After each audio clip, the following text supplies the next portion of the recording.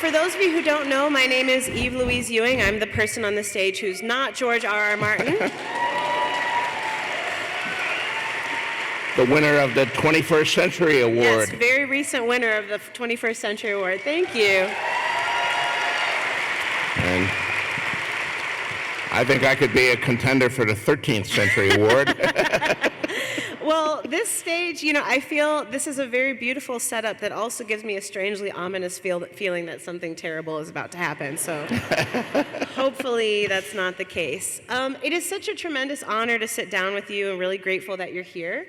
And so I'm going to ask you a bunch of questions for about an hour. They'll mostly be about writing generally. And then I'm going to ask you some fan-submitted questions. So we won't have an open audience Q&A this evening, but many people were gracious enough to submit their questions through the Chicago Humanities Festival. And we'll read some of those. Sound good?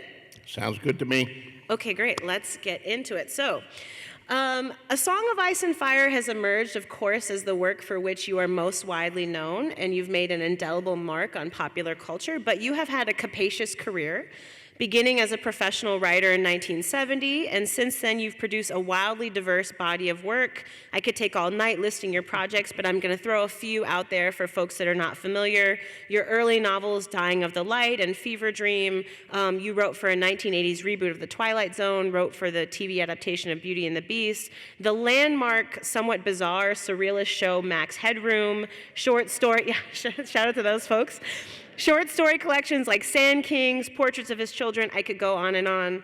Does it ever bother you that so many people want to talk to you primarily about Song of Ice and Fire? It's a little surreal sometimes. I understand, of course, that A Song of Ice and Fire and Game of Thrones are vastly more popular than anything else I've ever done. But it does startle me sometimes that some people think it's the only thing I've ever done. And, I sometimes even read in articles online that, how I began in 1996 with Game of Thrones. And, well, as I said, my first story appeared in 1971, so I had 25 years of publishing like 50 short stories and novels and short story collections and editing anthologies and winning various Hugo and Nebula Awards and losing a lot more Hugo and Nebula Awards.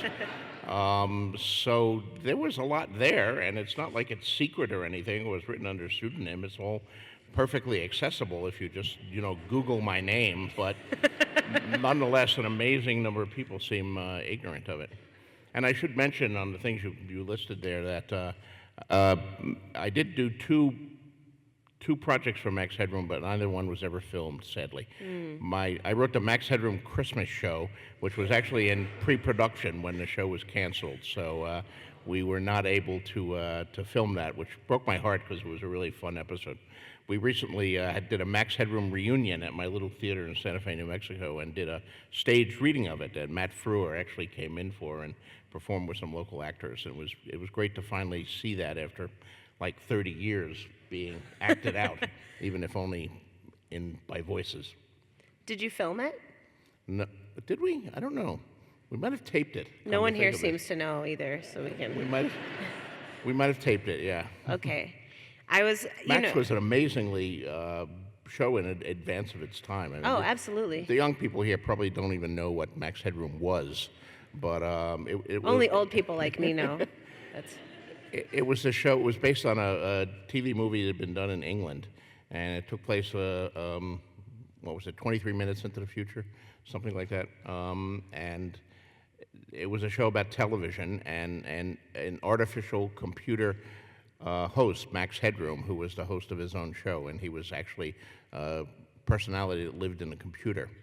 Of course, we didn't actually have computers capable of doing that in the early 90s when the show was on. So Max Headroom was acted by Matt Frewer in extensive makeup, and a lot of people thought he was a real computer host. It would be great to revive it, but the shows are still a lot of fun. Yeah, I mean, it's a classic, and I think it's a little bit in the uncanny valley of creepiness, the kind of makeup look that's supposed to look like a computer. Yes, definitely. It's very creepy. Definitely. So I'm sure that the success of A Song of Ice and Fire has probably contributed for some people that know how to use the Google machine to access your backlist. Are there particular earlier works of yours that you really want to shout out that you wish people would read more? Well, like anybody else, I have favorite stories and less favorite stories. When I broke in, I wrote mostly short stories. I published my first story in 1971 in Galaxy magazine, The Hero, and over the next few years, I published 30, 40, 50 short stories in the science fiction magazines of the day. I didn't actually attempt my first novel until 1976. I wrote it and it came out in 77. So I had 6 years of just publishing short stories.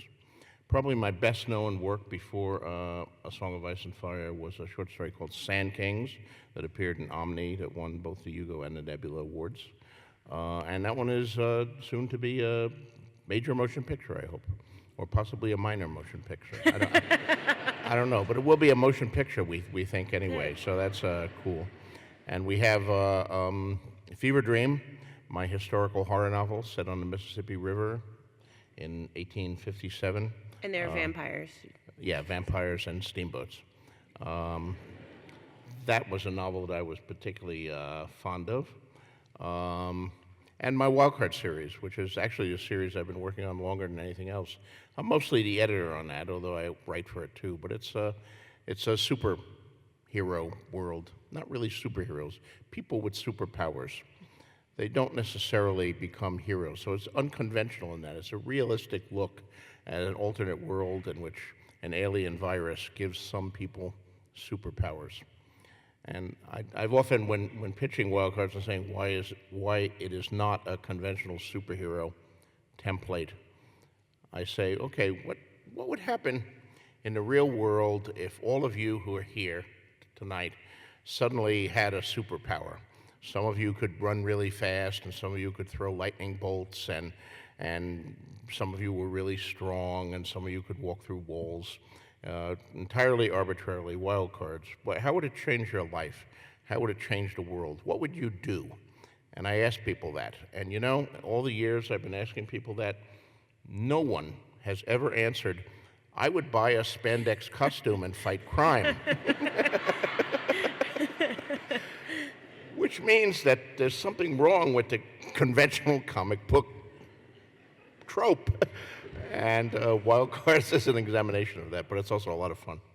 Speaking of comics, you've said that as you became a reader in your early life, comics were a really important escape for you from the stifling 1950s literary world of Dick and Jane, who are very boring people.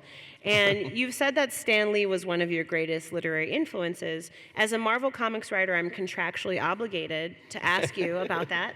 Are there lessons from comics as a medium that you take into your other writing? Yes, I think. It would be very nice to say that my great literary influences were F. Scott Fitzgerald and Charles Dickens and other respected literary figures, and Tolkien, of course. And I admire those three writers all enormously. But Stan Lee was probably more influential than any of them. The first published words of mine ever to appear were my letter in Fantastic Four number 20. Which was critiquing, if you could call it a critique, Fantastic Four number 17. But my critique consisted of saying, move over Shakespeare, Stan Lee has arrived. You got to wonder why Stan chose to publish that letter. But I'd read comic books, since I was a little kid. The funny animal comics, Donald Duck and Archie. Scrooge McDuck and Archie. All of that stuff. And then superheroes, especially the DC superheroes, Superman and Batman and The Flash and all of that. I'd read all of those. But the minute Marvel came on the scene, I think my interest in comics had actually been waning because the DC comics of the time were stifling. They were perfectly circular. Superman he was Clark Kent, he worked for the Daily Planet. It was Perry White was the editor, Jimmy Olsen was his best friend and sort of an annoying kid. And Lois Lane was his girlfriend. And something would happen, aliens would invade, or there would be a villain or something, and Superman would have an adventure, and it would go circular, and it would end right where it began. Everything would be back in place. Nothing really ever happened in a Superman comic, which I realized after reading, 100 or so of them. You could read them in any order because they had their template, and nothing was ever going to happen, Jimmy Olsen might become a giant turtle man during the course of the adventure, but by the end of the adventure, he would be back to being Jimmy Olsen again. There was no permanent changes. And then Stan Lee came along with Marvel, and it was the characters were fighting in the Fantastic Four. The Thing didn't like being the Thing and was constantly fighting with Johnny Storm. And they didn't have secret identities. Their identities were out there. And then Spider-Man came along, and Spider-Man, he didn't have his Lois Lane. He had a series of he had Liz Allen at first, who he had the hots for, but she preferred to bully Flash Thompson, and he couldn't get anywhere with her. And then he took up with an older woman, Betty Brant, who was J. Jonah's secretary, and he had that relationship for a while. And then he took up with Gwen Stacy. That didn't work out. She died. Yeah. That was traumatic, but she actually died. Yeah. DC never killed Lois Lane or even Jimmy Olsen, although you might have wanted to. Nothing ever happened in the DCs, and a lot was happening in Marvel. You didn't know who was safe, and you didn't know what would actually happen. And time passed. I went, believe it or not, looking at the old dotard you see before you, I went to high school with Peter Parker. We were both in high school when I started reading Spider-Man comics. And just about the same time, we both graduated high school and went to college. And I went to Northwestern, and I'm in a different city. I'm making new friends. I got a roommate that I didn't know before. I'm taking new classes. It's adjusting to a whole new world. Peter Parker went through the same stuff. He went to college, and he didn't go as far away from home. But he did have to move out of the house with Aunt May. Things happened, and that was amazing. And another one of my comic book letters, I published a number of letters, was a letter to the Avengers, which again was published, and it was about Avengers number 9, I think it was, which is the intro that introduced Wonder Man. I'm not sure any of you remember this. You were probably all too young. You probably don't even remember Wonder Man. But Wonder Man came in, and he joined the Avengers, and he was a brand new hero, and he really wasn't a hero. He was a spy who set to join the Avengers to destroy them from within. So he only was playing to be a hero, but he was actually going to destroy them from within. But then he became friendly with them, and he couldn't bring himself to destroy them from within. So he betrayed his masters, and they killed him. So he died in the same issue that he was introduced in. And I love this, of course, and I wrote a long letter about how great this was. And I look back now, and like my whole career is based on Avengers number 9. I mean, introducing these gray characters who have divided loyalties, who are not what they seem. And I'm a little traumatized right now. And then killing them unexpectedly. Yeah. Now, of course, it was comics, so they brought Wonder Man back eventually. But Right. That's the big flaw with comics, and I try never to bring anyone back. Or if I do, they're really screwed up.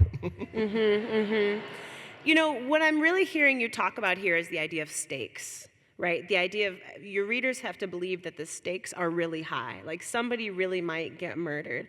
And I read this interview with you where you talk about reading Lord of the Rings, and of course, people frequently compare you to Tolkien, and feeling betrayed that, okay, if you haven't read Lord of the Rings, you've had many decades, so this is your spoiler alert, okay? That after they throw the ring into the fires of Mordor and it's destroyed, right, that they come back to the Shire, and the Shire is like getting sacked, right, the scouring of the Shire. And you talked about feeling betrayed, that the story didn't have a happy ending. But now you've gone on where basically all you've become famous for writing iterations of the scouring of the Shire, right? And so it seems like part of what you're taking up for is the idea of keeping the stakes high. Yes, I do believe that. I read Lord of the Rings when it was first published in the United States, in actually the illegal pirated editions that Ace Books issued.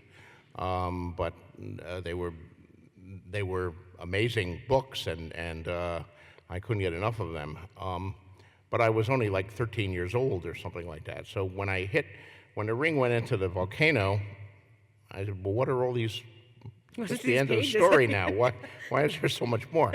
And then I hit the scouring of the Shire, and I realized that it wasn't the unequivocal happy ending, yay, who, the heroes have won, that I thought it would be. And I really didn't understand it as a 13-year-old. But of course, I reread Lord of the Rings every few years, and I've come to not only understand it, but have a deep appreciation of it. I mean, Peter Jackson's movies are brilliant. I think they're as good an adaptation of Lord of the Rings that you could possibly get. But I do miss the scouring of the Shire, which he doesn't include. It's an important part of the book, and it says something important, and I took that to heart. The other thing about reading Tolkien, of course, is, and like Wonder Man, it had a similar effect, is in Fellowship when Gandalf dies. What the hell? Gandalf died? You can't kill Gandalf. He's the head guy. He knows everything that's going on. How would it? The other characters seemed like kids compared to Gandalf. The four hobbits and this They don't know what they're doing. They don't. Yeah. And I don't trust Boromir, and they're going to get it through somehow. Right. Now Tolkien later brought him back, which is He brought him back as like Gandalf 2.0. I know, I didn't like Gandalf to white. I preferred Gandalf to gray. I've always preferred gray characters to white characters. But if Professor Tolkien was here, we could argue about whether Gandalf should have come back or not. But it had an enormous effect on me, killing Gandalf. Killing Gandalf also sets up in the second book when he kills Frodo. Oh my God, he killed Frodo. Frodo was supposed to be the hero. He was the ring bearer. Now Sam is the ring bearer. How's this going to work out? And that was a little bit of a feint too. But all of these things had an enormous effect on the young me, and they did raise the stakes. The minute you kill Gandalf, anybody can die. Then you're looking at the members of the Fellowship and saying, who are they going to kill next? We got several extra hobbits. They could go. Merry and Pippin, because they get a little indistinguishable after a while, He didn't kill him. He didn't, but I was afraid he would. So that's the whole point, is to have the reader on the edge of his seat, and to not know what's going to happen. And that's something that I try to do in my books. There's especially in the scary parts or the battles, if you're really going into a battle, you would be afraid beforehand. You would have this deep, visceral fear. Are you going to survive the battle? I mean, nobody knows. And I want that experience for the reader. I want the reader to not just read the book, but to live the book, and to almost be afraid to turn the next page when suddenly the hero is surrounded by 6 big guys with axes. You shouldn't feel, oh, it's Conan, he's going to get out of it. 6 guys with axes, nothing. You should be terrified that these 6 guys with axes are going to hack you apart. And I guarantee you, if any of you leave this wonderful hall tonight and are confronted with 6 guys with axes, you'll be scared. Yeah. And we'll read about you in the Tribune tomorrow, how your hacked up body was found in an alleyway. All right, okay. So you mentioned the Wild Card series, which you've been editing for basically as long as I have been alive. And it's a really cool concept, not only for the reasons you mentioned about really engaging with what are the real stakes of superpowers, but also because it's a shared universe, and you've collaborated on these edited stories written by over 50 authors working collaboratively, and you've also edited multiple anthologies. Now, my personal opinion, which you may agree or disagree with, is that a good editor is actually a much rarer thing than a good writer. So I was wondering if you could talk a little bit about your identity as an editor and how it may differ from your identity as a writer. Well, I don't know if it's a rarer thing, but on some of the anthologies that I've done, anthologies like Dangerous Women, Warriors, Rogues, I had the great pleasure of working with Gardner Dozois, who unfortunately, one of my dearest friends in the field, he passed away last year. But Gardner was one of the greatest editors in the entire history of science fiction. He won the Hugo Award for best editor 16 times, which is pretty amazing. And working with him was on those books was incredible. I have edited other things. Wildcards is a unique challenge because it is a shared world. I mean, when you're editing an ordinary anthology, not that any anthology is ordinary, but when you're editing a more conventional anthology, you're just buying good stories, and they may have a theme. It's, okay, the theme is unicorns. So you invite people to Chevrolet and they send you unicorn stories, but all you're looking at is it a good story, is it a bad story, how can it be improved? If it has flaws, how do you fix it? With a shared world, you still have that, but also all the stories have to fit together. Mm-hmm. They're all essentially parts of a whole. They can't have contradictions. They can't have duplications. So a lot more rewriting is required, a lot more working together, and a lot more editing. So the Wildcards are a very challenging series to edit, but I enjoyed doing that. I actually sort of got into editing almost by accident. My first published book was actually a book I edited, not a book I wrote. At the beginning of my career, in 1973, I was nominated for the John W. Campbell Award for the Best New Writer in Science Fiction. And that was a brand new award given for the first time in 1973. Campbell had just died in 1971. And I lost that award. It was the first of many awards that I've lost over the years in the field. But I was nominated, and it is a great honor to be nominated. The nominators picked me as one of the 6 best new writers that entered science fiction in the previous 2 years. At the time, there was an anthology called the Hugo Winners, and there was an anthology called the Nebula Awards book, but I wasn't nominated for them yet. But there was no anthology for Campbell Award nominees. And I thought there should be because it would be a guaranteed sale for me. So after I lost at that very same convention, I went to some of the editors line and I said, why don't you have a Campbell Award anthology, just like you have the Hugo and Nebula anthologies? And I thought, somebody famous would do it and I could sell them a story. It would be a guaranteed sale for me. Instead, they said, oh, good idea, you do it. So suddenly I found myself editing a book. I didn't know anything about editing books, but I learned on the fly, and I did 6 volumes of the series that would be called New Voices, ultimately. And that was my introduction to editing, entirely by abstinence. So, watch out if you suggest anything to someone. They may say, hey, you do it. It's a good idea. And suddenly you'll find yourself working with some people. Speaking of editing, so we live in a world that sort of fetishizes brevity and short things. And what do you see as the virtue of continuing to write very long works in that world? And how do you negotiate that editorially? Well, I do not share this fetishization of brevity. I'm in the anti-brevity camp. My stories have actually, throughout my career, if I look back, have been getting longer and longer. As I said, when I began in the 70s, I wrote mostly short stories. And then at a certain point, my short stories were getting longer. They were now novelettes. And then when I won my first Hugo, it was for a novella. So each of these is a longer category than the other. And then eventually, 6, 7 years into my career, I started writing novels. But they were relatively short novels. And at some point along the way, for my sins, I found myself writing Game of Thrones, and it just kept getting longer and longer and longer. But I like it. I think the length gives it a richness, gives it a texture. You can create world building. You can create an immersive world, an immersive universe that the readers will lose themselves in for the length of the novel, and perhaps for many novels beyond that, many works, and I like that. There was a yesterday when we attended the awards ceremony, they were flashing quotations about writing on the walls of the site where the awards were being presented, and one of them was a quote that I wrote for a book called On Fantasy. It was about when I die, they can keep their heaven. I'd rather go to Middle Earth. And Tolkien was the first really great world builder. He created Middle-earth in such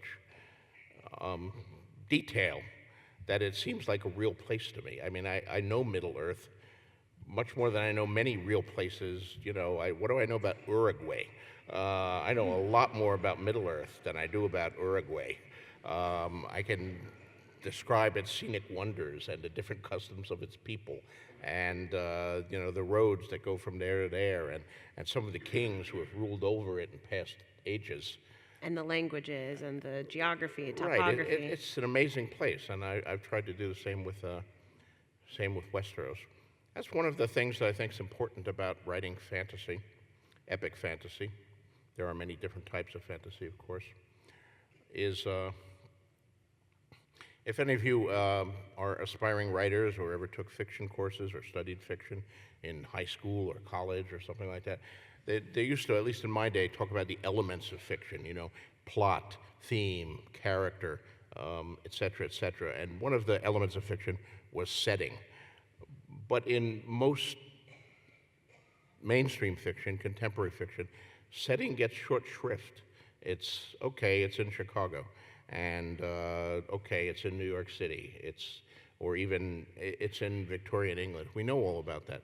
But the greatest fantasy, to my mind, is distinguished by its settings. The setting becomes almost a character. Middle-earth becomes a real place and becomes a character. The Shire, Rivendell, Minas Tirith, Mordor, each of these is very vivid and real, and I tried to do the same with my own Westeros, create a setting that was almost a character in its own right. Did you notice that one of those quotations on the wall was said by you, but was attributed to me? I did notice that. I said, hey! I thought that was very strange. What I a complained. coincidence. Eve said exactly the same I did not thing. say that. I complained to someone, but no change was made. So I want you to know that I'm glad you noticed that. I thought it was very bizarre. There was also a typo in one of my other Yes, cool because, quotations. B-E-A, cause. Oh, I didn't even Oh, notice that well, one. you caught a different typo. Editors. No, there was one where I said, you know, that because I'm a reader, I have lived 1,000 lives and loved 1,000 loves. But they changed the loves to lives, so it was I've lived 1,000 lives and loved 1,000 lives, which is sort of Different. repetitious. Different. We had a lovely time. We're very grateful. It was a wonderful event. Wonderful event. The awards were handsome, and Very we got to, nice. we got to meet the mayor. Yes. And there were 82 authors on stage, and amazing authors. I wish all their books had been on sale. Yes. I would have gone home with a big stack of them. Well, so yesterday, actually, you were interviewed by Scott Simon from NPR, and I thought you were very game in talking about what it's like to have so many people waiting for your books. And I have an ongoing fascination with the rhetoric that people use, because sometimes it seems to veer out of the realm of fandom and into the realm of entitlement in a way that seems to forget that you are a human person who is trying to make art, which is a very difficult and unpleasant thing. What are your thoughts on that? Do you think that people fundamentally misunderstand something about what writing is, or like what this whole business is? Well, yes, I think that some of them do, certainly. And some of them don't seem to understand that writers are different from each other. I mean, they will point out to me some other writer, and, you know, in the time you've been working on Winds of Winter, he's published 7 novels. And indeed, there are writers who do that. There are writers who you can practically set your watch by. They publish a novel a year, boom, boom, boom. And that's great. I wish I could do that, but I can't. I never could. There are a couple novels I wrote early in my career. It took me about a year to write, but they were like a fifth the size of the novels I'm writing now. So that's not going to happen. Yeah, I can't help but think I don't want all the wonderful young people I see in the audience to start taking aim at me and throw things here, but I do Well, we think have all these apples. I do think there's an aspect of a generational change about this. I think the older readers, baby boomers like me, or maybe even Generation Xers, are used to waiting for things. But the internet has created a generation that is used to instant gratification, instant answers. They want what they want, and they want it now. And I think the internet kind of creates that mindset. I mean, in the old days when I needed to learn something, I would have to like go to the library and find a book on it, and find another book on it just to double check that it was right. And now I want to know anything, I whip up Google, and boom, there's the answer in 2 minutes. Well, 20 seconds actually, depending on how fast your internet speed is. So it creates a different set of expectations, and but unfortunately it hasn't. There are many things the internet does, but it doesn't help me write any faster. So there it is. And I try to keep it into proportion. It is sometimes annoying to me that there's so many voices that just want Winds of Winter, and choose to remind it to me of every opportunity. I know perfectly well that if any of you go home tonight and are on Twitter, I was just at the Chicago Symphony listening to George R. R. Martin. Within the first 3 responses to your tweet, someone was saying, "Where's Winds of Winter? Why isn't he writing it?" I mean, go home, try it, see if it doesn't work that way. But on the other hand, I think for the vast majority of writers, including some really good writers, I mean, we had, like I said, like 80 writers on the stage yesterday at the Carl Sandburg Awards, and many distinguished writers who've written novels and works of nonfiction, terrific stuff. And you probably would never have heard of many of them, and their books probably sell relatively few copies. For the vast majority of writers, including me for much of my career, the big question is obscurity. It's how do you get yourself noticed among all the books out there? And so I try not to be ungrateful about the fact that I have millions of people eagerly waiting for my next book, because it certainly beats having no one give a damn about when my next book is coming out, which is the fate of most writers. That they have to struggle with. So you have to keep all of these things into proportion. I do think, with Game of Thrones achieving bestseller status, the books, actually not Game of Thrones. Game of Thrones was not a bestseller when it first came out. Was it Song of Swords? It was, the second book, Clash of Kings, hit the New York Times list for 1 week at number 13 and then vanished. The third book, Storm of Swords, debuted a little higher and lasted a little longer. Wasn't until the fourth book, Feast for Crows, that I hit number 1 on the Times list. And then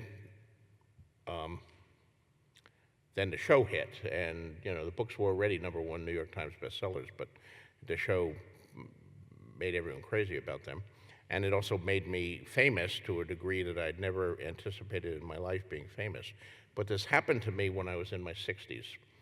So it's changed my life in ways that I don't necessarily love, although there are things about it that are great, probably more good things than bad things. But it certainly was a change. But I'm glad it happened to me, strange as it seems, when I was in my 60s, because it's given me an understanding of why people like Lindsay Lohan and Justin Bieber go crazy. I mean, to be a 16-year-old kid and suddenly have that level of fame and attention and loss of privacy and thousands of people commenting on every shirt that you wear or every word that you say. I don't know how any 16-year-old could possibly handle that.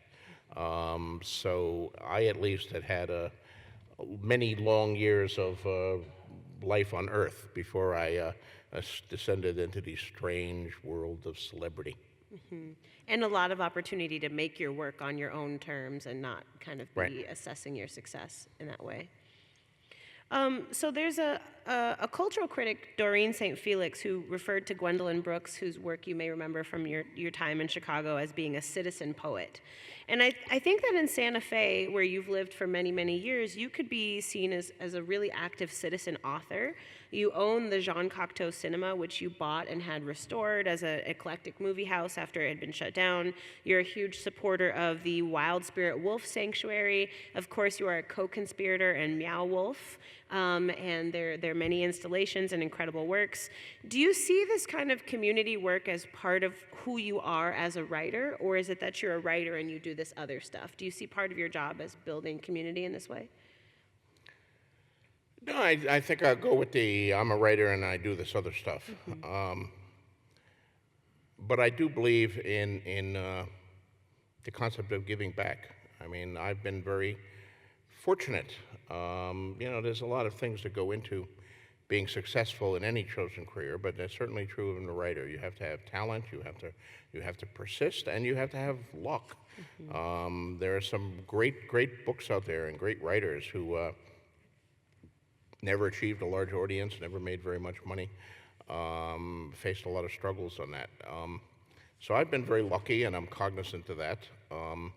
Not to say I haven't worked hard, I have, but luck is part of it. And Robert A. Heinlein, who was the first science fiction book I ever read was Have Space It Will Travel by Robert A. Heinlein. And he was my favorite author for many years. He was probably the greatest science fiction author of his day.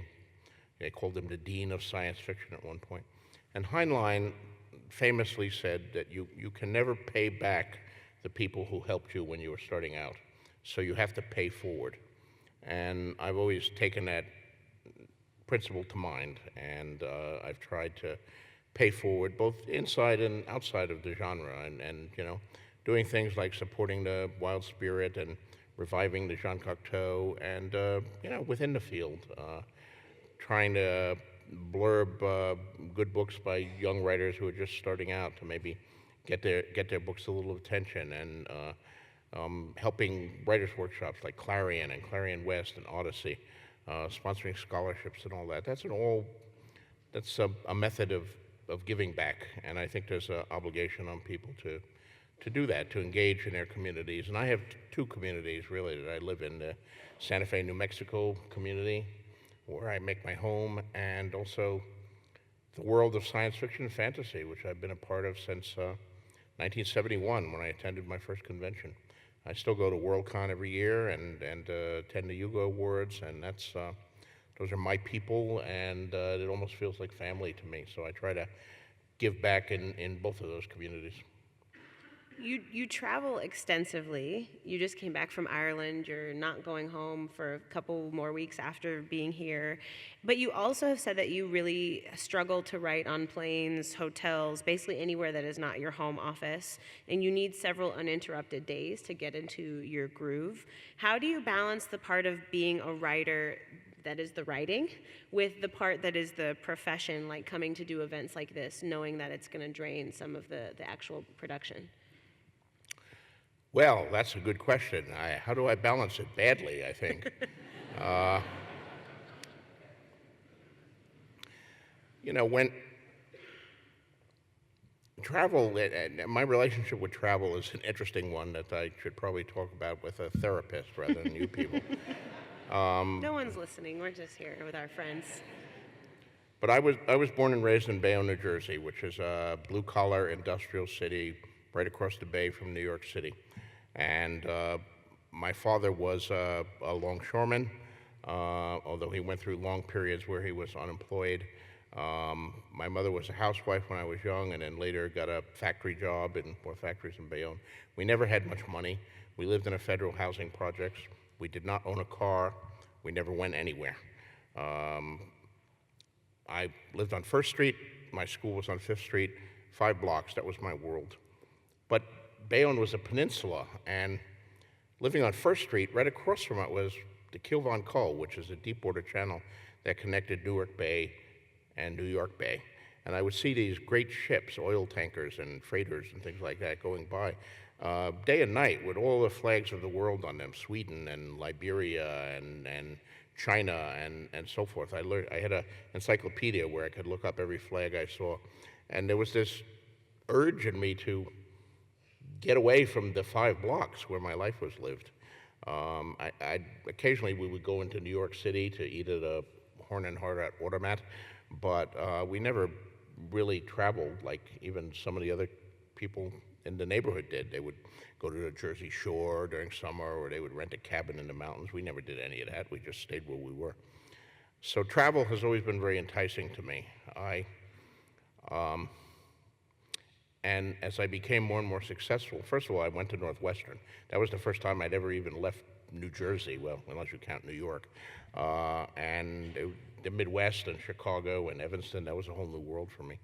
And then later, when I became successful, I started going to science fiction magazines in far-flung places like Boston and Washington, D.C. and all that. And every city was an adventure for me. And eventually, in 1981, I traveled to England, and I left the country for the first time.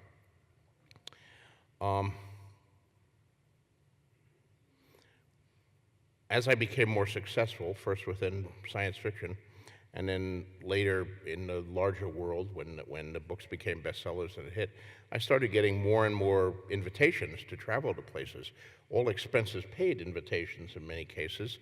And it's, they want to fly me to Vancouver. Oh, yeah, that's cool. And I'll say yes. And, oh, look, here's one I can go to Scotland. I can go to France. I can go to Italy. And honestly, I said yes too much.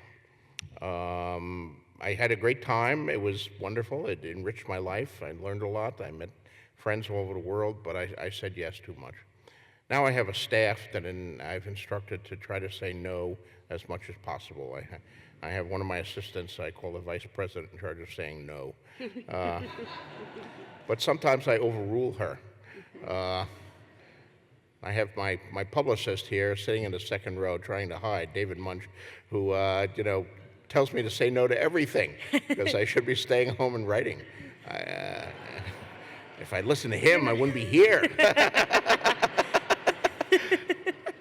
But I can't help it. I wanted to be here. I wanted to come back to Chicago.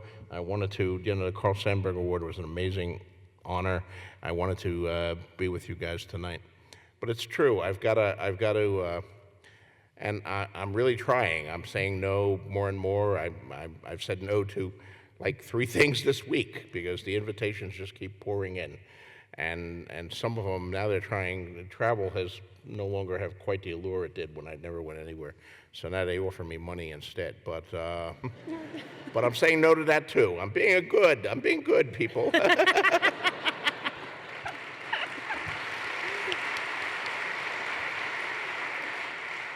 The one thing I never say no to, though, is the World Science Fiction Convention, WorldCon, which I went to for the first time in 1971. I pretty well go to that every year. So that was why I was in Ireland last month for the WorldCon. It's there's a lot of conventions on the science fiction calendar, and some of them are better than others. All of them are fun to one degree. But WorldCon is the oldest of them. It's where the Hugo Awards are given. It's where I see friends that I only see once a year. The science fiction fandom is like forever. You go in there and you meet people that will be part of your life for the next 50 years. You may only see them once a year at WorldCon, but it's still great and important to see them. So that one I'll probably never say no to, but I try to say no to a lot of the others, at least till Winds of Winter is finished. Then you'll see me popping around and popping up places. Well, we're really grateful you said yes to us. I know it's also because you wanted to go to Greektown and have some gyros, which we talked about earlier. Opa! So a lot of writers who have their work adapted to film or television are not really involved. They kind of hand it over, and sometimes that can create a distant or even adversarial relationship with the adaptation. You are not like that. You've been a producer on Game of Thrones, and you've also written scripts for some of the most iconic episodes, and I want to shout out a few of them, including you wrote The Pointy End, which has this amazing scene where Syrio Forel protects Arya as she escapes. Her life is never the same. Again, I hope this is like a spoiler-heavy zone, so you can feel free to exit behind you if you need to leave. So you wrote that episode that I love, Blackwater, incredibly epic, a battle that I think rivals Minas Tirith for great on-screen battles, where Tyrion proves himself to be a capable military strategist. We get lots of sweet dragon fire exploding. The Lion and the Rose, where we bid, for some of us, a very gleeful farewell to Joffrey.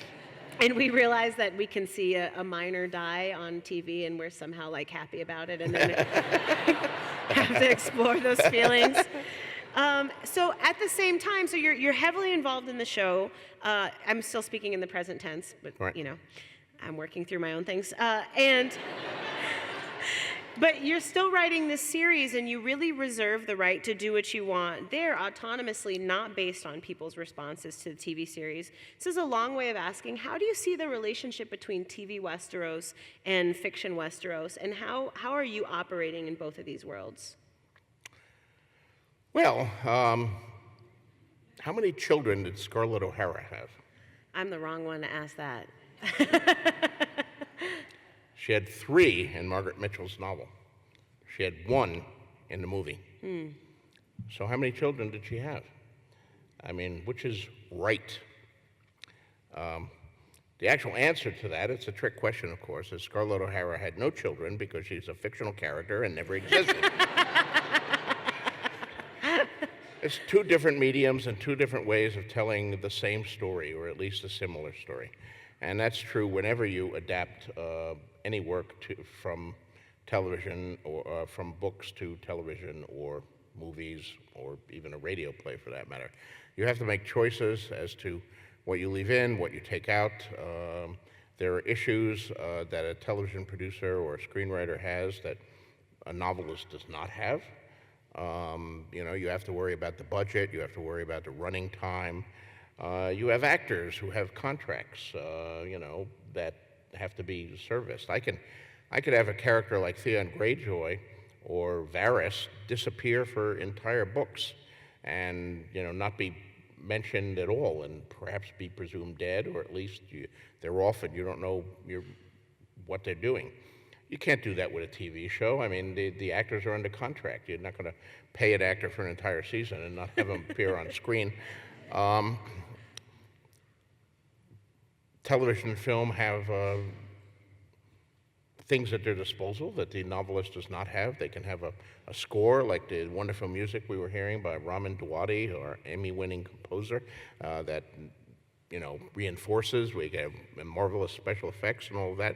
But the novelist also has tools that the screenwriter and the director don't have. He can use an unreliable narrator. He has the wonderful strength, which I used very heavily in A Song of Ice and Fire, a point of view. The camera is completely objective. It has no point of view. The camera is showing you what happened. When I write a scene from the viewpoint of Sansa, I'm filtering everything through Sansa's perceptions. Sansa is only seeing what she's looking at. If there's something behind her, she doesn't see it. But it's more difficult to write when you're doing it with a camera. So all of these things necessitate making changes, making a different approach. So that's what the process of adaptation is about. And then it's up to the readers and the viewers to decide which they like better. They're both works of art. Margaret Mitchell's novel is there. It can be read. You can go see the 1939 movie. Still, if you take into account inflation and all that, still the highest grossing movie of all time. And you can determine which you like better and argue about how many children she should have had. But there it is. It's 2 different works of art, related but not identical. Mm-hmm. Almost like alternate universe versions of each other.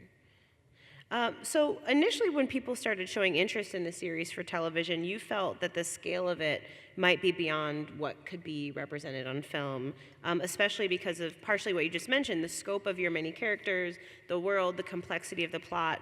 What do you think was the X factor? Is there something that changed or something that made it work despite those challenges of the medium? Well, I think HBO was part of the H factor. HBO was willing to let us make an adult fantasy.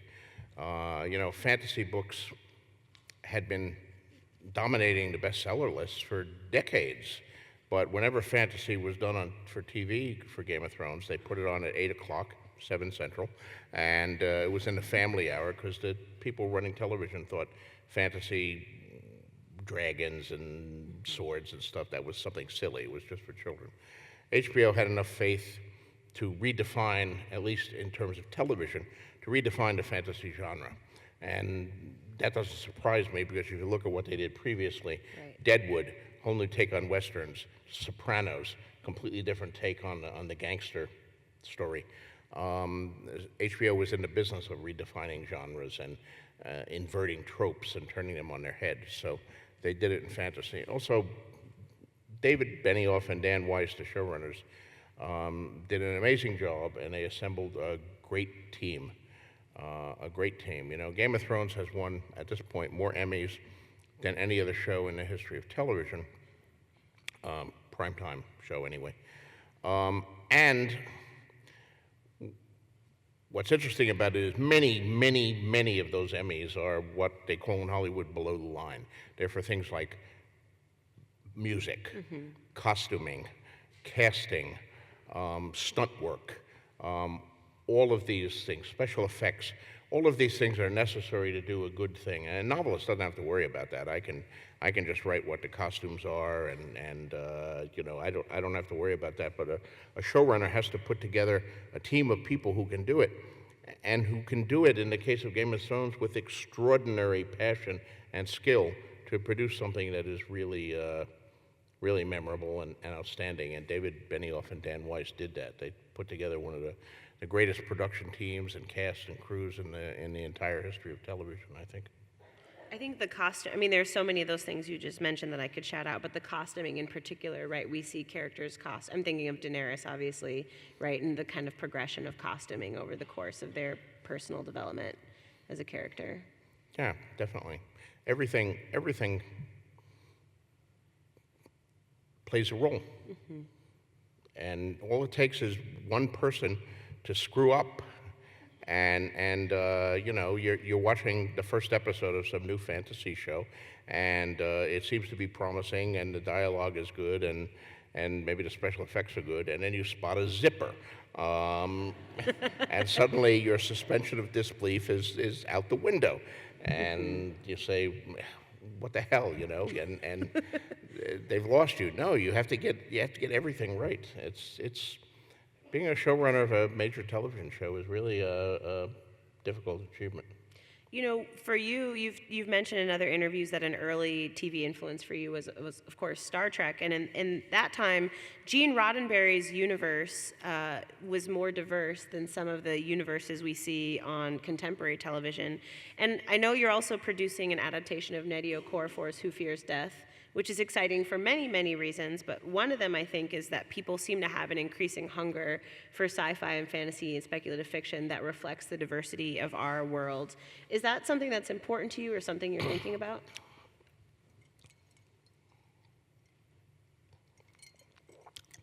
Yeah, I think we have to move in that direction, but I also think science fiction has always done better than the society in general. Not that it's perfect by any means, but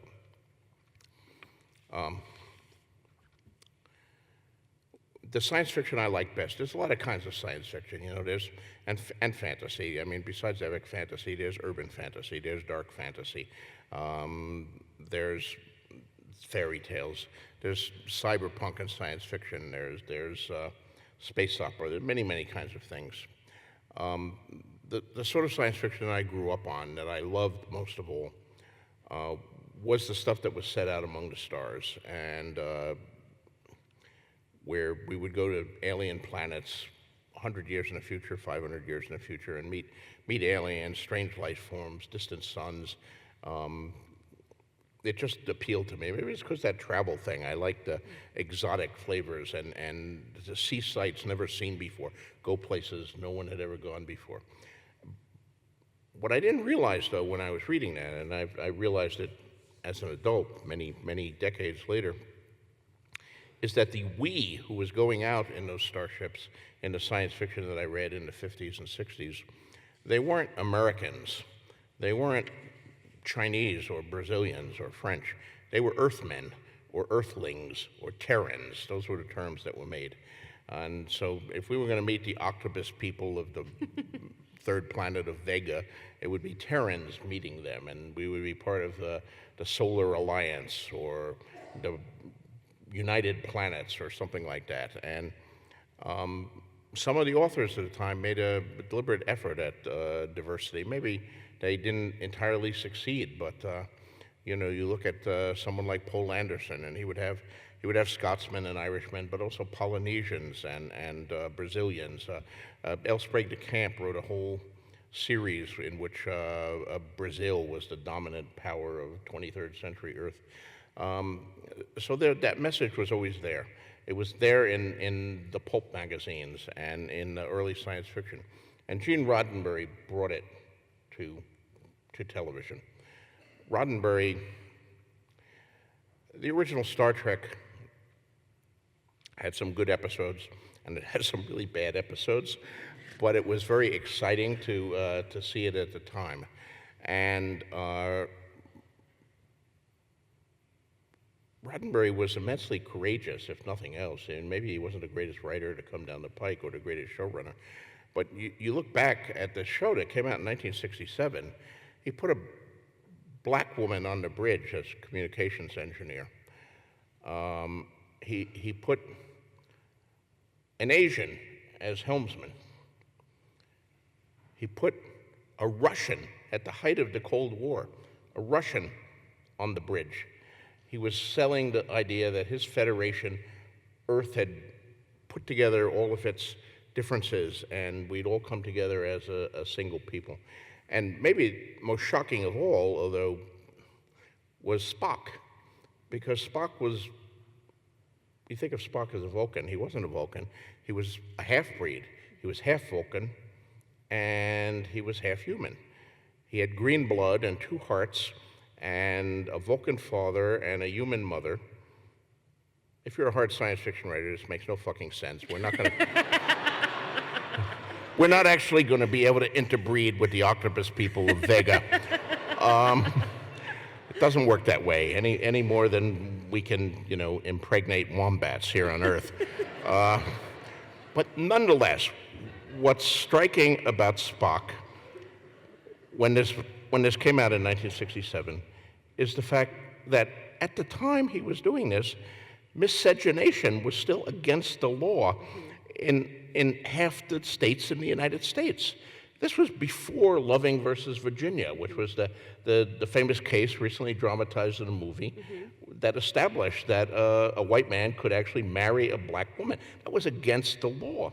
And interracial marriage, having children with people of another race, and he's having half-breed Vulcans. I mean, it was enormously progressive at the time. And I didn't really notice it because I'd been reading about that stuff for a long time, but looking back on it now and realizing that, you know, books that sell 3,000 copies are one thing, but a television show that reaches 20, 30 million people is another, and these things influence us. They really reflect us. And now, in science fiction fantasy, we are seeing a great upswell of diverse voices by many different sorts of people,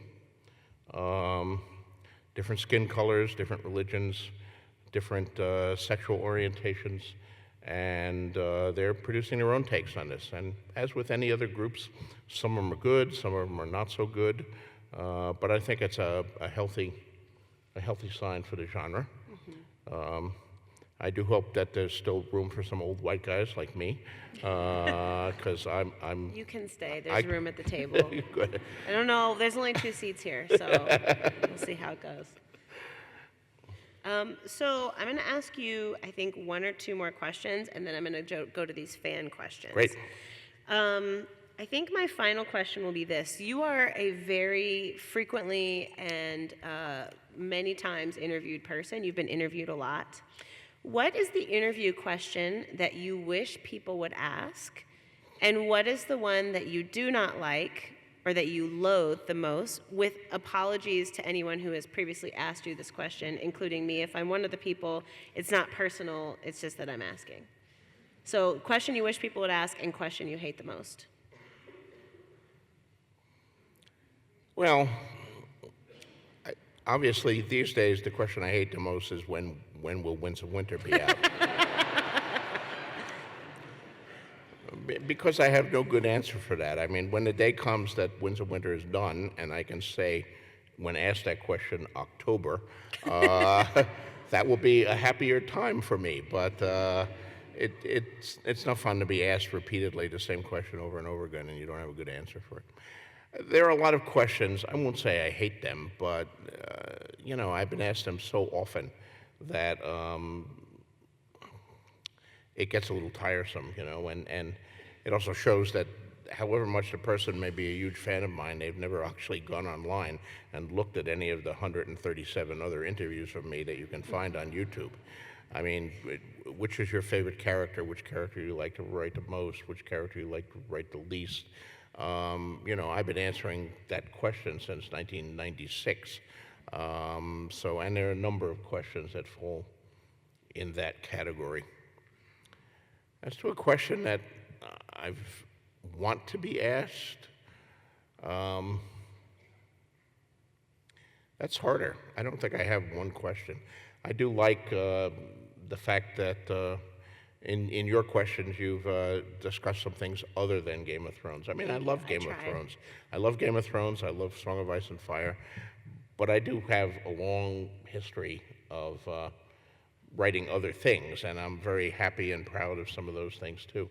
And it's fun to discuss things, that I haven't been asked about before, and to talk about Fever Dream or Armageddon Reg or the Wildcard series or or Dying of the Light or any of my myriad short stories that I've written over the years. So. Well, good. I'm glad if you hated one of my questions that you're keeping that to yourself for the time being. It's very polite of you.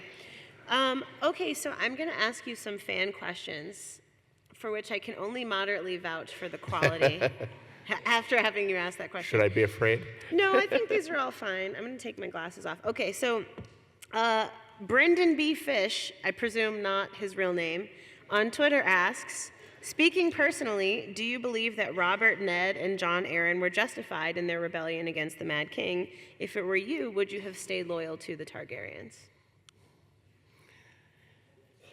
People in the audience are freaked out by this question for some reason. I don't think I would have stayed loyal to the Mad King. Do I think they were justified? Yeah, yes and no. I don't like to provide easy answers to that. I like to make the reader wrestle with the question and think about it, because some of these questions never are easy when we encounter them in real life. It's been interesting coming back here to Chicago, because I spent 10 years in Chicago, in the Chicago area. I was at Northwestern from 1966 to 1971 up in Evanston, and then I was in Chicago from 71 to 76. And if you look at that era, particularly the early part of that era, the 60s, it was sometimes known in the history books for you young people who have read about it in history as the turbulent 60s. There was an altercation going down in Vietnam that some of us didn't like. There were a lot of protests and demonstrations, people in the streets by the tens of thousands, by the hundreds of thousands in some cases. And I look back on that era now, and I ask myself that question: were the protests justified? Did we do the right thing? Did we do the wrong thing? Should we have gone further? Should we? I was very much a clean for Gene guy. I still believed in the American system and elections, and let's elect Gene McCarthy and put an end to the Vietnam War that way. There were more radical people who wanted to destroy the state and tear it all down and rebuild it, and when I look at all the things that happened, I don't know. It was a confused time, and it's still a confusing time to look back in history. Maybe 100 years from now, when everybody who participated and dead will be able to sort it out and find the answers. But is violence ever justified to oppose evil in the world? If so, to what extent is violence justified? And these are the questions that Ned and Robert had to deal with. There was no doubt that the Mad King was mad. He was paranoid and violent, and he was abusing his power. And Westeros has no Magna Carta or anything like that. There was no way to handle this within the rule of law, but was what they do justified, especially when you consider that it was triggered by a personal grievance. The execution of Ned's father and brother was really a thing that radicalized, as we would have said in the 60s, Ned and put him in opposition to it. Robert was just brawling for a fight and didn't like the fact that he'd lost his girlfriend. So, the personal informs the political. As a reader, I like the writers who ask questions and get you to think. And I try to do that as a writer. I don't necessarily like the writers who give answers, because often I don't agree with the answers. They seem wrong to me in some cases, or they seem overly simplistic. But questioning is important. Theodore Sturgeon, who was one of the great science fiction writers of the Golden Age, and a real individualist and free thinker, I think, he had a slogan which was called "Ask the next question," and he wore it. He had a medallion that he wore in the last of life, a big Q with an arrow through it that stood for "Ask the next question." And I always admired Sturgeon and his views on that. Your answer about not giving answers was a very good answer. Thank you. It was excellent. Leah Rachel Von Essen writes to the Humanities Festival, "I'm inspired by Sansa's character." She wrote books only in parentheses, so okay. "I'm inspired by Sansa's character in the way her soft skills aren't denigrated, even as Arya is the more classic strength warrior. Do you think they parallel each other? How does their relationship mirror the dynamics of real-life sibling relationships?" Well, I hope that they're both realistic characters in some sense. I've known people who were like both of them, and in some sense, I'm like both of them.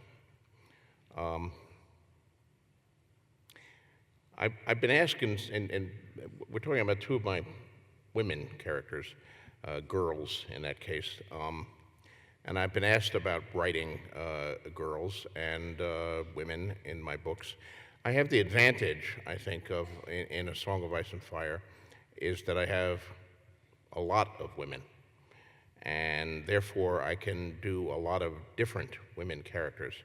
In an interview that I did in Canada a number of years ago, the host asked me, "How do I write women characters?" And I said, "Well, I have this revolutionary idea. I act as if women were people, and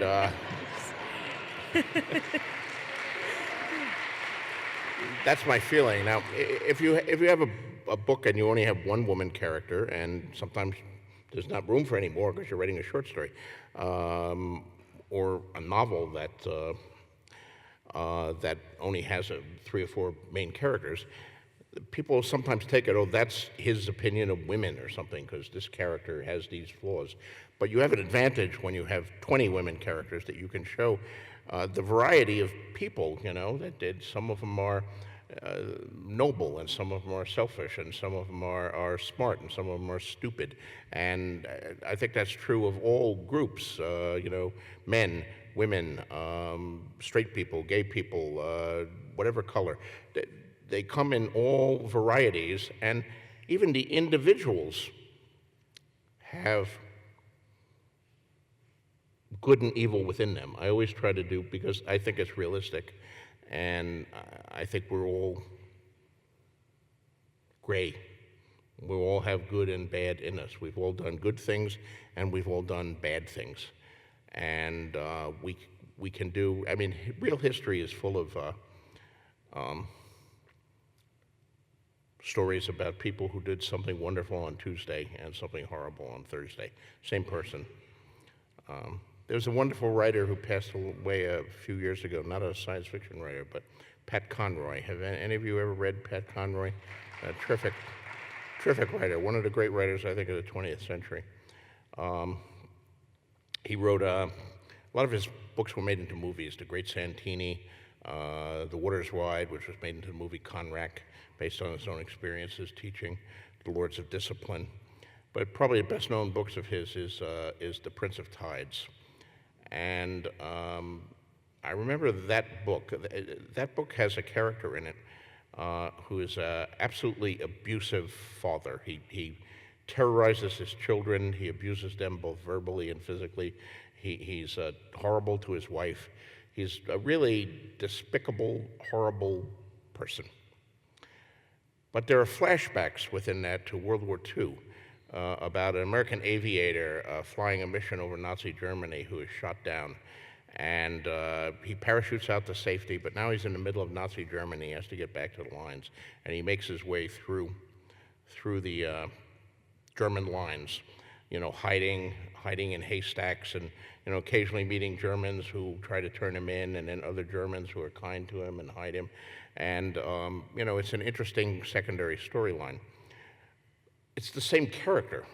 And you realize as you read this, you're reading this story about this brave American aviator trying to make his way through the Nazis and get back to the lines, and you're really rooting for him, and you're identifying him, and you think he's great. And then you get to the present day, and he's this horrible, wretched person, based on Conroy's own father, who was mistreating his family. And I love that. I mean, the depth of character there was amazing, and the fact that Conroy did it so adroitly. So that's some of my views on characters. And Arya and Sansa, indeed, many of my characters are complicated people. And I try to show all of the complexities. I don't want them to be just one note. Arya is certainly more popular than Sansa, but Sansa has her people who love her too. And of course, we'll have to see when I write the book, the ends that I have in mind for both of them. Wow. Yes. I mean, it takes me back to the point you made earlier about length, right? And one benefit is that we can actually see that character transformation even over the course of a single novel, as we can see this character begin in one condition and end somewhere else. Okay, another question. This is from Lucifer Means Lightbringer, which I also presume is not this person's government name. You have created several notable in-world mythical figures, which seem to serve as archetypes that are the main characters echo at times. Can you say a few words about your use of myth and internal folklore and the way those things interact with the main story and characters? Yeah, I've had a lot of fun. Well, it's part of the world-building process. I mean, every world, every culture has its myths, has its legends, has its heroes. I suspect everybody in this room, even if you haven't read the books or something, knows who Robin Hood was, or a little about him, or King Arthur, or maybe some of the American myths, Paul Bunyan. Or Spider-Man or Superman. Right, right. And we refer to them occasionally. We make references to them. It's sometimes amazing to think of the extent to which some of these ancient myths and ancient characters permeate our culture. We watch football and somebody blows out his Achilles tendon. We're referring to a character from Homer, who existed, if he existed at all, 3,000 years ago. And, his only vulnerability was his heel. And because of that, we're talking about an injury to a football player. It's amazing. So a mythical world, obviously I can't reference Achilles or Paul Bunyan or Spider-Man, but it has to have its own heroes and its own legends, and I try to put them in to give that flavor. I had a lot of, I don't know how many of you have read my latest Westeros book, Fire and Blood, which is, thank you. Fire and Blood is a little different because it's not part of A World of Ice and Fire, A Song of Ice and Fire. It's a fake history book, imaginary history, about the first 150 years of the Targaryen dynasty. And it's written in world, it's written by Archmaester Gildane at a citadel 300 years after many of the events which he's chronicling. So like a real historian, like someone writing now about the American Revolution, well, he wasn't there for the American Revolution. He has to go back and look at primary sources. So did Archmaester Gildane. And what you find out when you do that is the primary sources disagree. They have different versions of events. One person said it happened this way. Another person said, no, that never happened. It happened this way. And Archmaester Gildane, trying to be a good historian, is replicating all of the different versions. And that was a lot of fun for me because I could play with the whole concept of history being told by the winners, history being cleaned up and made politically correct or religiously correct, and I could present different versions of the various stories, and I enjoyed that, and I think some of my readers enjoyed that too, particularly the version of history told by Mushroom, the court fool, who always told everything in the most sexual, lascivious, and shocking way possible, usually with himself as the hero. And you have a history degree, so that was helpful. Well, not a history degree, but A history minor. A history minor, and I love history. I read a lot of. I'm not a historian by any means. I'm just a history nerd, I suppose you would say. So I'm going to give our final question to someone named Adam Prestigiacomo, who wants to know what is something. Are you here? Oh, all right. What up? Did I say your last name sort of right? Great. Nailed it. Okay. Our good friend Adam wants to know what is something that makes you happy.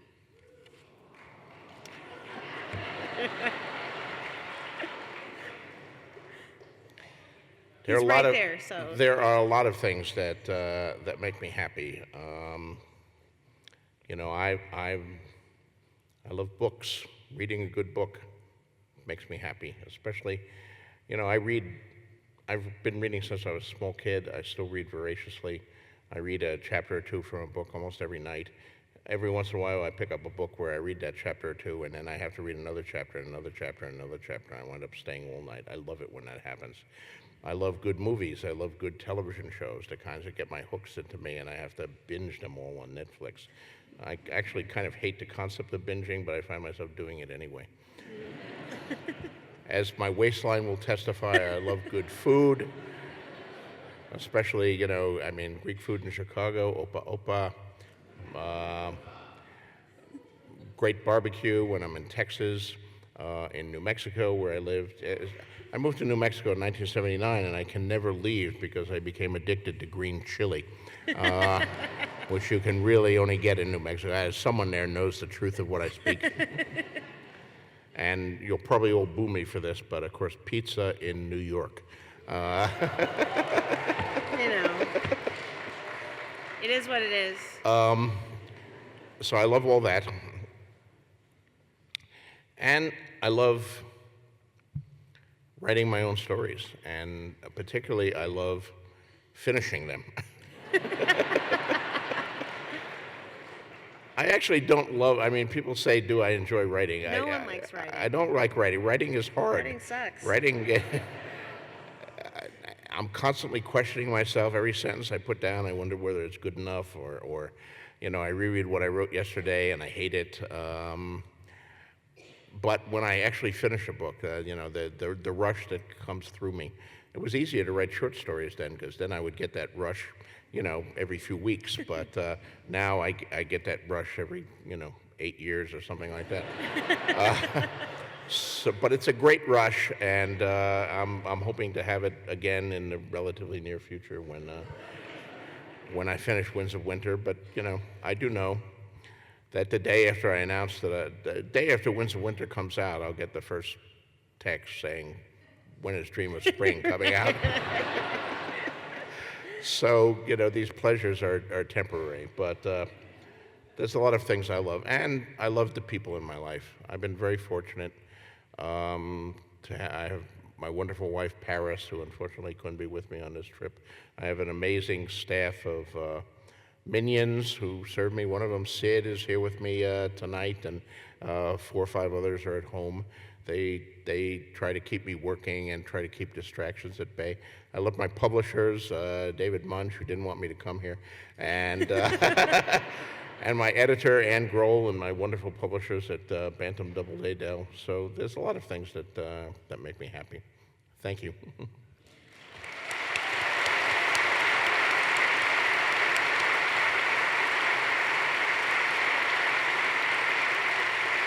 Well, George R.R. Martin, it has made me very, very happy to have the chance to speak with you, and I think I speak for a lot of people in the audience who share that sentiment. Please give one more round of applause to George R.R. Martin. Thank you.